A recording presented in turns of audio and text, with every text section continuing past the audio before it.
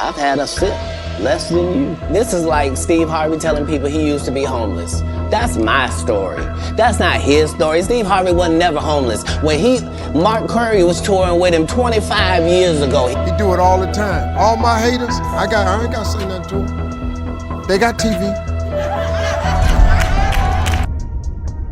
So it looks like the beef between Steve Harvey and Katt Williams may not be ending anytime soon, because Steve just threatened to pull up on not just Katt Williams but also Shannon Sharpe.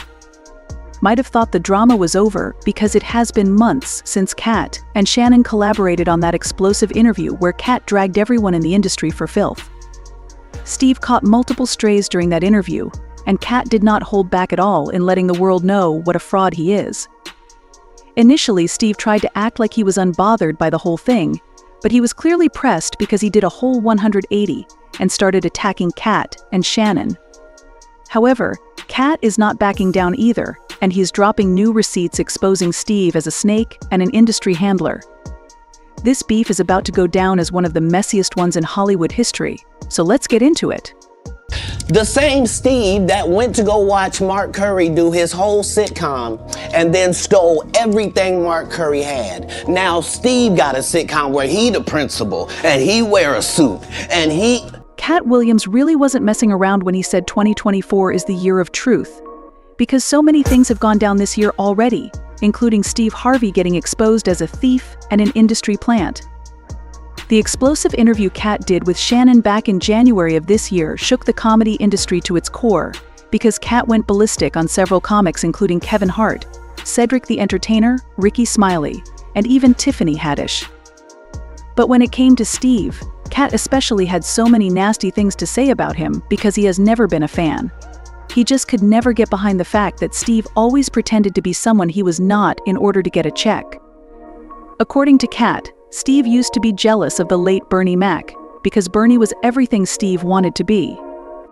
He even accused Steve of not only trying to one-up Bernie when he was alive, but straight up stealing Bernie's whole style after he passed away. But it wasn't just Bernie who Katt accused Steve of stealing from. He also claimed that at one point, Steve was going to every Mark Curry show just so he could steal Mark's jokes and pass them off as his. Katt then told Shannon that Steve is a lazy, talentless fraud who tried to pretend like he didn't dream of being a movie star, when the reality was that he just didn't have the range to be a movie star.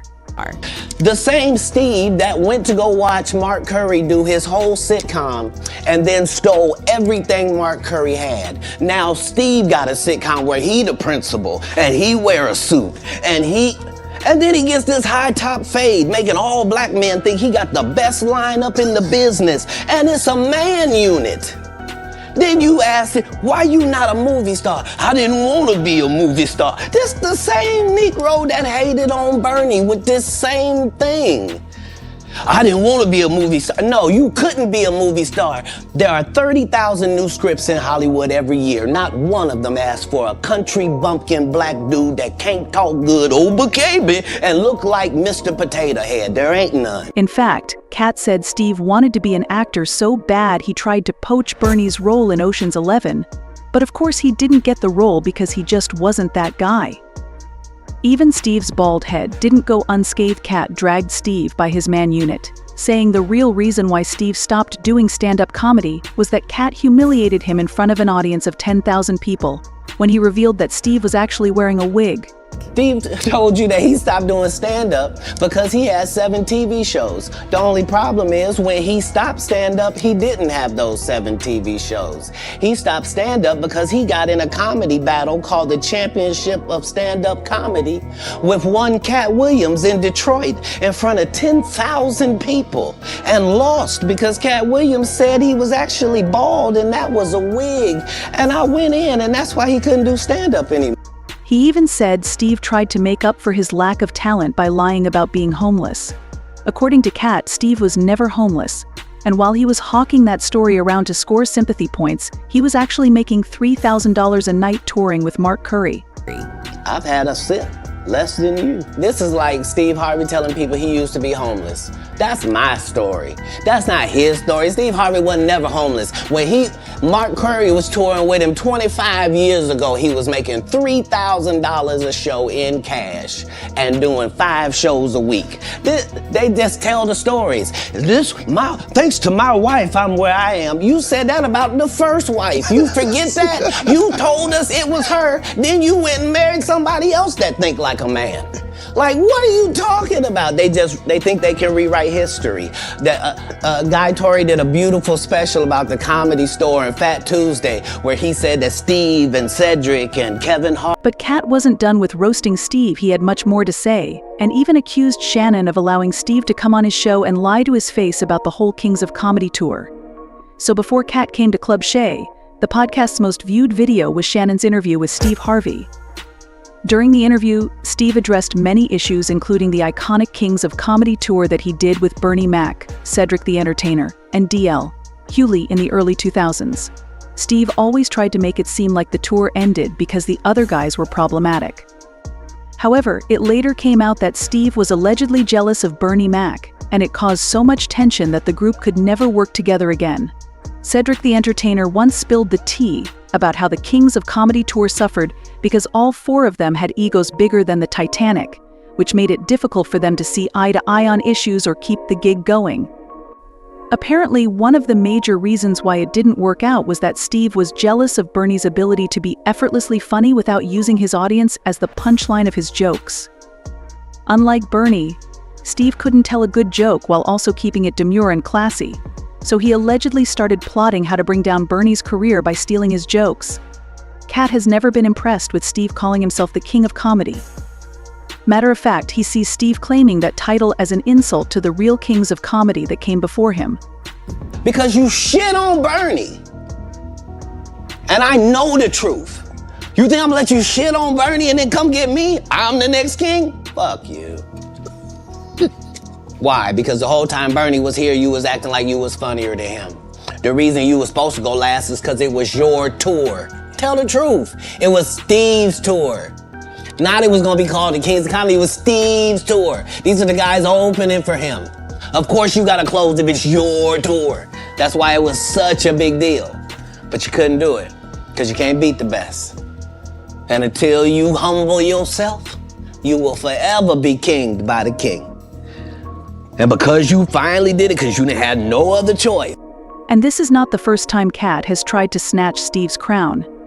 In 2008, he challenged Steve to a showdown to defend his King of Comedy title at the New Year's Eve performance they co-headlined. First of all, I'd like to say thank you to you, because you didn't have to accept this. You could have just said, no, I'm not going to do it. You have been the King of Comedy as long as we've had one. Matter of fact, the whole phrase, King of Comedy, can be attributed to you. And I'm honored that you would allow me to share the same stage as you. And I don't know why people made this a championship bout. And I don't know why you was okay with that. And I want to apologize for what's going to happen. Who is this nigga? But the second that you get on stage, the second that you get off stage, I need you to understand that that's your final time as the King of Comedy. Steve wasn't having it, though. He couldn't let Katt embarrass him like that, so he tried to play it off like he was going to be the bigger person. He hopped on Jamie Foxx's satellite radio show and made it clear that he wasn't going to allow himself to be dragged into a silly feud. He said, "My grandfather used to tell me that dogs don't bark at parked cars, only cars that are moving. Dogs bark at the moon all the time, but if the moon barks back at the dog becomes famous." However, it just looked like Steve was afraid of facing Katt because he knew Katt would body him in a comedy battle. Although they both moved on with their careers from there, Katt's opinion of Steve never changed over the years because he believed Steve would do anything to stay on top, even if it meant ruining other people.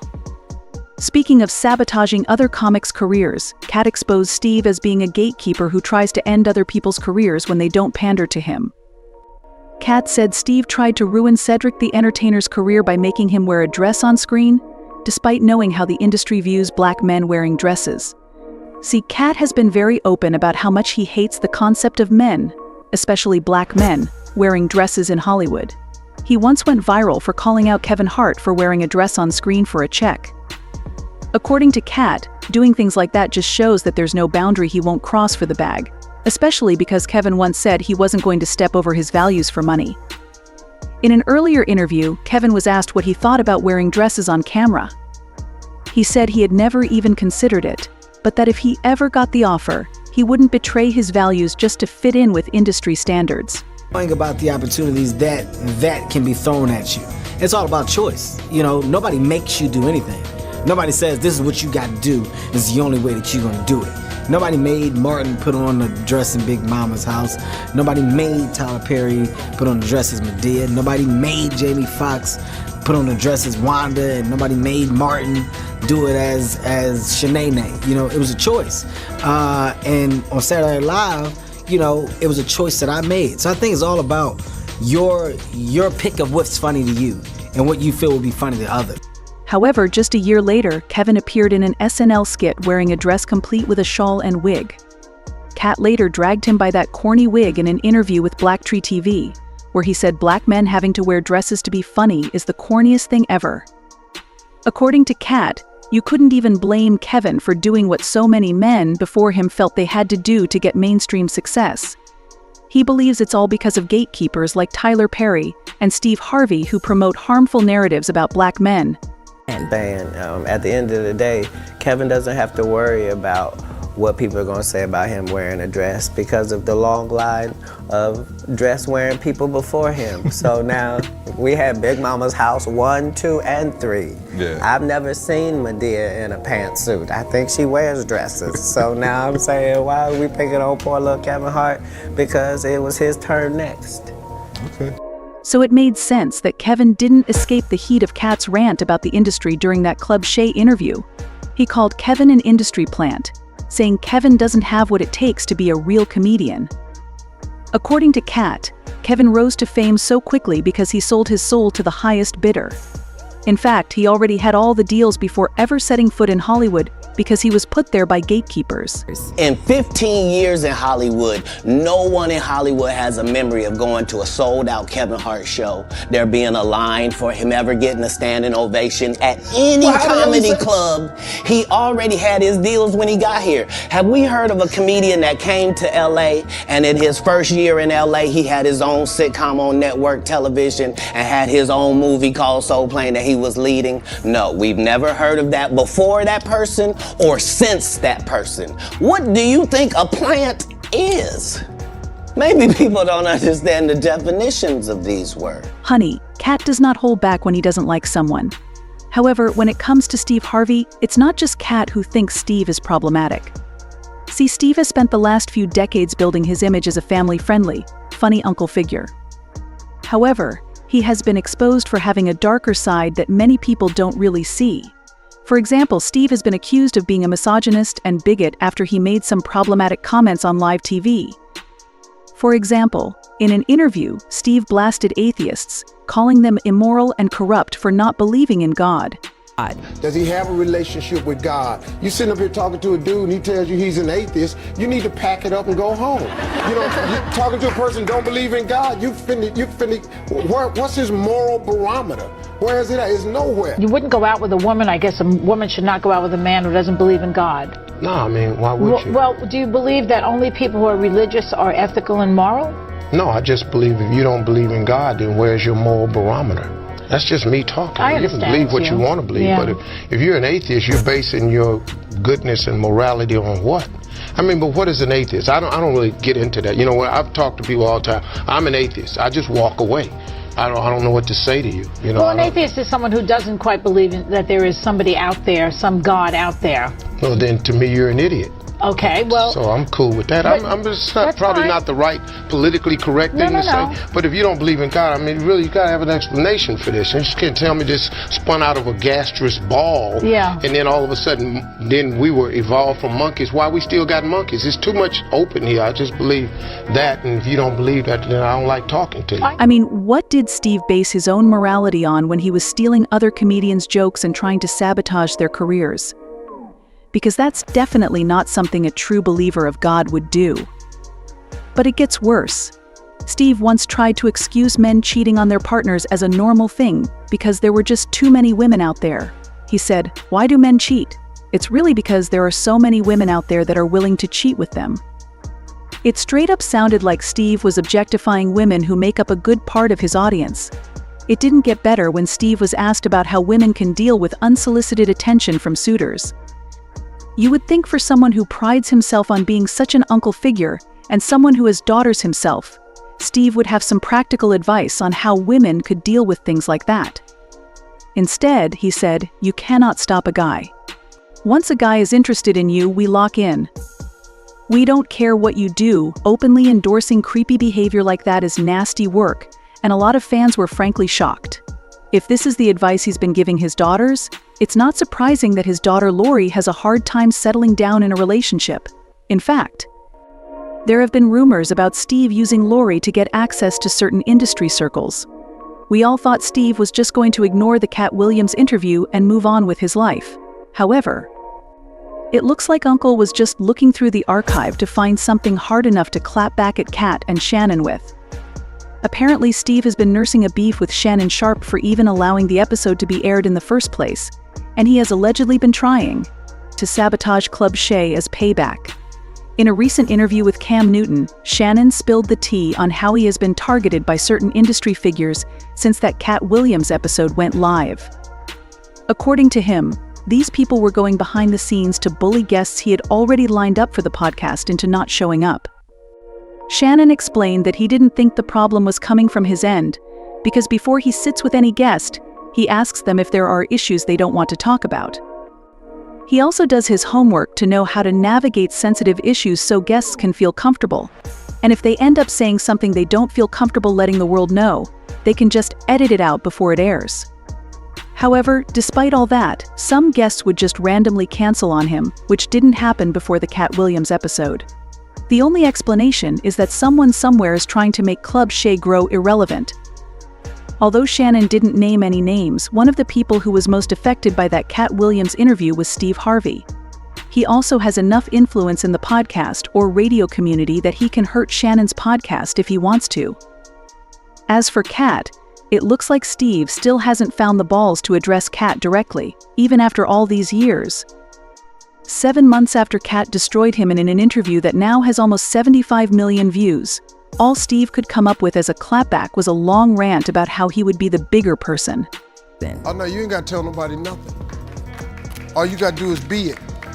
You ain't gotta say, you don't have to open your mouth. You don't have to do it, man. He prepares a table in the presence of mine enemies. He do it all the time. All my haters, I ain't gotta say nothing to them. They got TV. They can cut their TV on 7 days a week. All that hating, he on that. Oh man, I don't even worry about it. You know, I've learned how to handle haters, man. And the only reason you have haters is because you're effective. You have haters for 2 reasons. You're doing something that they're jealous of, or God is preparing to take you somewhere and the devil is providing opposition. Those are the reasons you have haters. God is about to do something and the devil has to throw opposition. Those are the 2 reasons you have haters. I got plenty of haters. When I get them, man, I always look and see what God finna do. Like I got somebody really attacking me right now. I mean, really going after me, man. I'm just waiting to see what God gonna do. Cause they're gonna have to get on.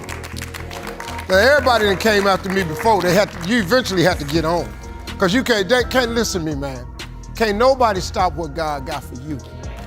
And nobody, there ain't a man living can stop not one thing God got for you. Don't even worry about them haters, man. Just all you gotta do is just keep shining. They see you.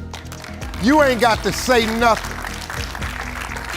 And plus, how they gonna hate if they don't watch? They on my Instagram page right now, watching, see what else. I don't even post nothing. I got people do that. I don't even, really. I can't stand you. You always. I ain't even posted, dog, tell you the truth. I just let them hate, man. And that's all you got to do, man. Just keep living your life.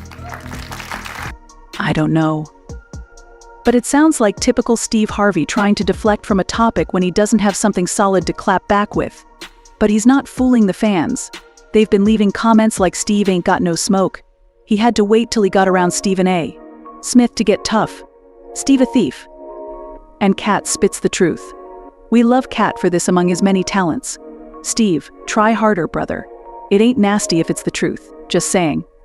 I hate the way Steve treated Bernie. I'm putting my money on Katt. I think he can run circles around Baldy. But what do you think about Steve Harvey's response to Shannon and Katt? Is he going to follow through this time, or is he goofing as usual? Comment down below and don't miss out on this next video.